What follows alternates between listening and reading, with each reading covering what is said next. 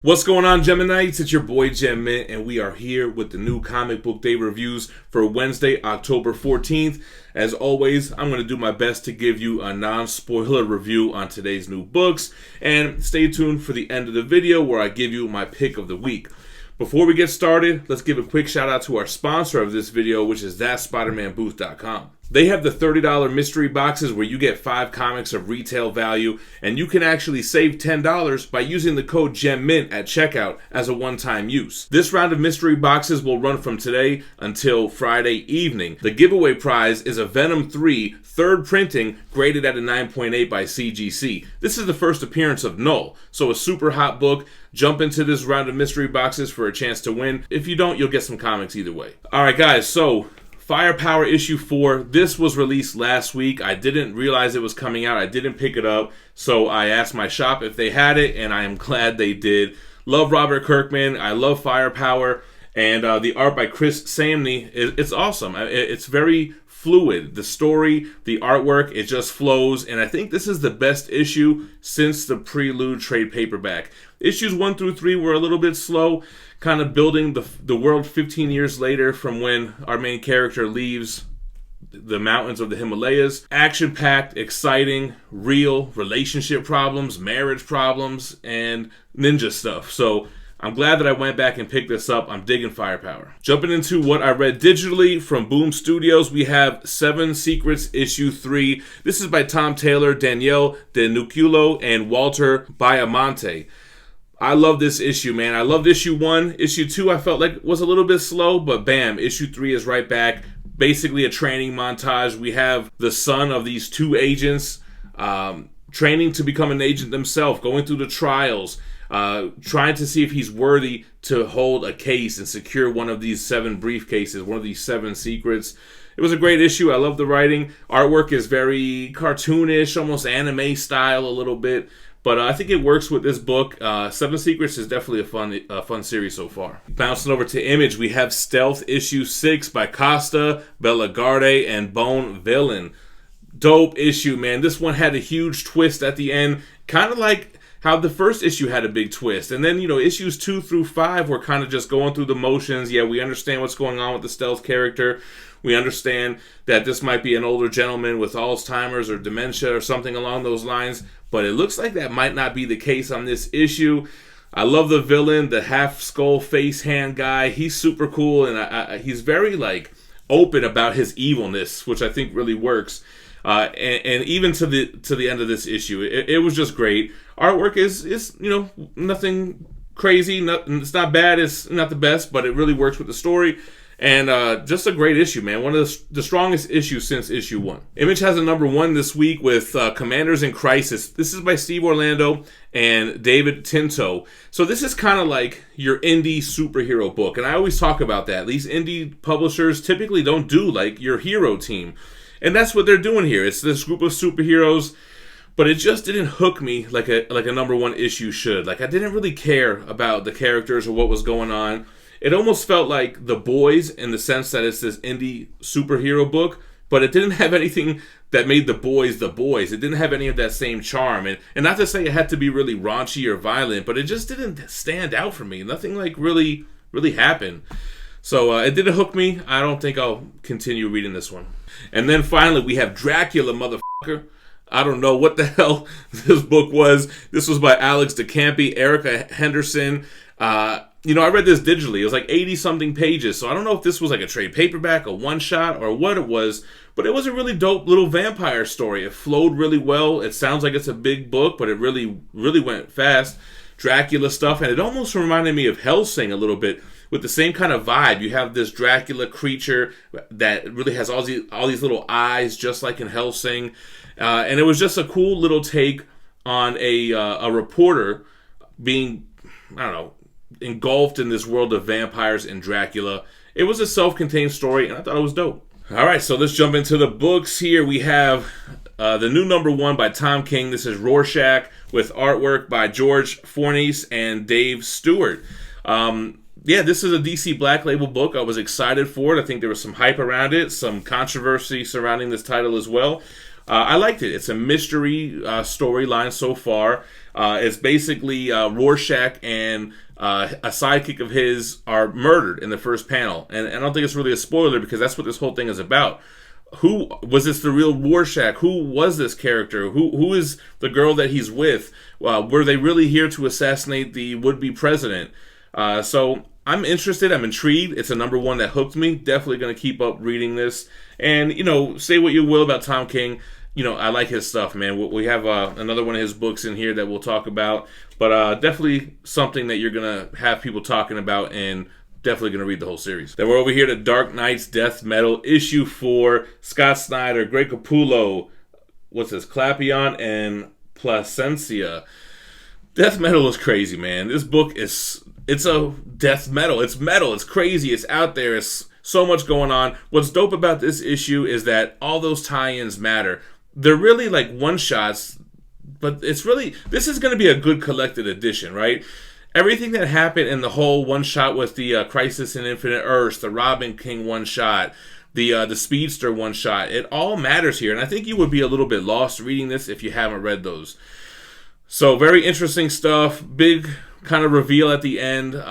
Everything, and like I said, mattered from the tie-ins. It all plays a part here and leads to the end. But does it really play out like the heroes wanted to? That's what you got to find out. You got one of my favorite artists. The artwork is superb. Scott Snyder, it could be a little bit confusing for me. I feel like if you don't know all of the DC lore, you might be a little bit lost. So I'm kind of hanging on with them. I get what they're doing, but there is a lot of references to big events and stuff like that could give new readers some trouble. But it's definitely a fun issue. Love these chromium covers. I love the Batman hat and who laughs with the little button here. So it was a fun issue. Batman's Grave, issue 11 out of 12. Warren Ellis, Hitch, and Sinclair. You're going to get the same thing in this book that you got with every single individual issue. A lot of great action scenes, a lot of great banter between Alfred and Bruce Wayne. Every issue is kind of following the same format, which I kind of dig. You kind of know what to expect. We have one more issue. We find out who the villain is. This guy Scorn. I always think Michael Scorn. And basically, I think I've mentioned this in other reviews. Scorn is Bruce Wayne, but he didn't follow the Batman path. He followed like a villain path. Instead of out here to serve justice and make sure what happens to his parents never happens to anyone else. Scorn's parents were killed, and he's going to make sure that everyone's going to pay for it, and Gotham's going to suffer, and that kind of thing. Great series. If you guys haven't been reading this, grab a collected edition because it's worth the read. Justice League Odyssey 25, which I believe is the last issue by Dan Abnett, Conrad, and Barreto. I was digging Justice League Odyssey, man. The whole Jessica Cruz Green Lantern storyline, what they refer to in this issue as the makeshift Justice League, with Cyborg and Starfire and basically fighting against Darkseid that leads into Dark Knight's Death Metal. It's kind of like the Darkseid in this book was resurrected in that storyline as well too. So it all kind of ties in together. Great artwork. Dan Abnett's a great writer. It's sad to see this series come to an end, but it was a great issue. And then we mentioned Tom King. This is Strange Adventures, issue 6 out of 12. You have Mitch Gerards and Evan Shaner, I believe, share the art on this book because one of them does the stuff on Earth and one of them does the stuff on Rand. So basically the stuff on Earth is Mrs. Strange with Mr. Terrific. He's been investigating the war crimes that Adam Strange is accused of, and she's basically letting him know what went down during the war on Ron, and that's what the other scenes are, showing us what happened in the war. Kind of just Adam Strange and his wife having to fight in this war. So I liked it. It was a fun issue. It was more just like, it wasn't a big exciting issue, but I liked the dialogue between, I forget her first name, Mrs. Strange and Mr. Terrific. Nice little halfway point for this series. All right, then we have The Flash, 763. We have a new writer on here, Kevin Shinnick with Clayton Henry. Some big shoes to fill after the Joshua Williams run. He did a good job, man. He had me hooked. I liked this story. It was kind of just like a self-contained story with the trickster, and Flash loses his ring that holds his costume, and he's got to get it back. But it was exciting. It was page-turning. There was unexpected things that happened, and it was fun. So I think filling those big shoes. He did a good job. The artwork was what you would expect out of a Flash title, and it was a fun read. Then the last DC book, we have Detective Comics 1028 by Peter J. Tomasi, Scott, and Mulvihill. I like this, man. This was a very Batman as a detective type of issue. This was self-contained as well. You basically have this murderer who's decapitating people like Sleepy Hollow style, and Batman's investigating it and, you know, gets to the bottom of it. So self-contained, nice fun little issue. It's a good backup Batman book, which I've been enjoying. All right, moving over to Marvel, we have another oversized issue, Amazing Spider-Man issue 50, Nick Spencer, Patrick Gleason, I think. Yep, Patrick Gleason and Delgado. Man, loved this issue. I love this dark turn that Nick Spencer has taken this book to. We're wrapping up the Sin Eater stuff, and we're really getting into the whole Kindred stuff here. Kindred is the villain that has been lurking in the background for some time now. He has those big, disgusting worms or insects with all the feet on them or legs. You know, the stuff that you never want to see in real life. And we find out who Kindred is at the end of this book. I'm not going to give a spoiler. We find out. Cool reveal. Love the wrapping up of what happened with Norman Osborn and Sin Eater. Sin Eater, a little anticlimactic with Sin Eater there. And then the Spider-Verse crew. I still feel I feel like without them in this book, this would be so much more of a grounded story. I don't like seeing Spider-Gwen there with who is it, Aranya and Miles and all these people. It just makes it feel like there's too many Spider people around. I think it would have felt more grounded if it was just Sin Eater, Kindred, Green Goblin, Spider-Man. But they don't hurt the book. I just wish they weren't there. I enjoyed this. So happy to feel like Spider-Man is good again. All right, so Star Wars Darth Vader issue 6, Pack, Ienco, and Menon. Yo, this almost got my pick of the week. This was a great issue. Darth Vader having to own up to his failures to Darth Sidious. Man, he gets some punishment in this book, and that's really the whole issue. Kind of a nod to episode 3. Kind of like history repeating itself. Amazing artwork. I like the familiarity with the movie. Did I say that word right? Probably not. Great issue. Loving Darth Vader run. This is my favorite Star Wars run that's out right now. And this book was probably the strongest one of this series so far. All right, then we have a new number 1 from Marvel, Warhammer 40K.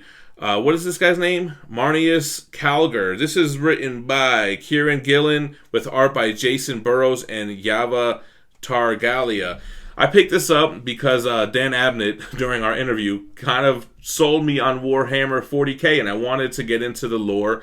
You know, there's a ton of novels. He wrote, 50 of them, or some crazy number, 60. They have the tabletop games. They have the video games. So when I saw this was coming out, I said, oh, I'll pick up the comic book. That'll be a good intro. Wrong. This was not a good introduction. I'm super lost. It was very wordy, very boring. Didn't really dig this issue. I do kind of like that mech suit that this character, I think it's him, Marnius, that he's wearing. It's dope. I like how the bullets shoot out, but then they have their own propulsion, and they go faster once you shoot it. I thought that was cool. I kind of like the initiation process of these Marines and these Space Marines, so that was dope. But it was very wordy, very boring. It kind of hurt me on reading the rest of these books. All right, guys, before I jump into my pick of the week, I want to give a quick shout out to our sponsor, cheapgraphicnovels.com. If you're looking to purchase any of these type of omnibus, absolute editions, collected editions, they sell them up to 50% off cover price. They have great packaging with super fast shipping, best customer service, and a bargain bin where you can get titles up to 90% off. If it's your first time ordering, just mention this channel in the memo at checkout, and your next order will have free shipping. So that's cheapgraphicnovels.com. And my pick of the week, as promised, is just the whole Ten of Swords thing, man. I'm just going to wrap all this into the pick of the week. The handbook, it's not necessary for the story. This is a handbook just like you would have Marvel's handbook from back in the day. It's like an encyclopedia book, but up to date with all the X-Men stuff, all the mutant stuff. And I didn't read this whole thing. I'm like, okay, I don't need the bios and everything. So the handbook is not a must grab. And they're coming out with a collected edition of this stuff, so you're probably better off waiting for that, unless that's not going to include the handbook. But let's talk about Hellions 5, which is chapter 6 of 22 from Ten of Swords. I'm just so happy that I'm loving this event. It's dope. It flows well with all these different titles and incorporates the characters from those titles in great ways. For example, none of the Hellions are picked to be one of the 10 champions to fight in this tournament. They're all the liars and the thieves and the villains and stuff. So they're not the chosen ones. So what do? They come up with a villainous scoundrel type of plot to win the tournament without having to fight. Basically, if one contender doesn't show up to the tournament, that whole side forfeits. So basically the whole plot, which kind of carries over to all of these issues, is, hey, let's just go over there to Otherworld and grab one of their swords so that they can't participate in the tournament. Boom, we win. So it's led by Mr. Sinister. Great banter. I love the dialogue from Mr. Sinister. Even how he tries to talk his way in and out of things. It feels so good and it flows well. The stuff with Empath in here was funny as hell, and just really digging it. I love the artwork here. This is by Wells, Canero, and Curiel. The Hellions book was dope. Then going over to New Mutants. This is New Mutants issue 13, which is part 7 of 22. Amazing issue. Ileana trying to train Cypher, Doug, because Doug is chosen because Warlock is one of the swords. But the problem is Doug is not a fighter. He's not a swordsman. So we're like, man, we got to do something or this kid's going to get himself killed. He's the one that communicates for Krakoa. He's the voice of Krakoa. And even Krakoa doesn't want him to fight because they know he's going to lose. So great issue. It's so cool to see all the warriors kind of, finding their way to the circle with their swords for this big battle. This is by Ed Brisson and Rios. Then we have the last issue, Cable 5, which is by Jerry Dugan and, what is it, Phil Noto, I believe. Yeah, so Cable 5 is part 8 of 10 of Swords. This one was not as focused on the main storyline as those other issues. You kind of have where Cable is while these guys are gathering their swords, while Magic is training Cypher, and Cable is with his parents, Cyclops and Jean Grey, in the big sword, Agents of Sword, or whatever, the sword agency in outer space, in that space station. So you got a little 13 Ghosts kind of thing going on here, or what is it, Ghosts of Mars? Those movies kind of always feel the same to me. And Magic hitting him up like, yo, where are you at? It's time to join the circle. So, I mean, this wasn't my pick of the week, but I think overall, like, these Dawn of X titles, these 10 of Swords titles were my favorite to read. So that's it for me. I want to hear what your pick of the week is in the comments down below. I almost forgot to mention in the beginning, or I guess I did forget, we are doing a giveaway right now where we're giving away a 1/3 scale bust of Thanos. All you got to do is be subscribed to this channel. Make sure that you hit that like button, hit the notification bell, and drop a comment on this video. Once we hit 95,000 subscribers, I'm going to pick a random video where I promoted the giveaway and use YouTube a random comment generator to draw a winner.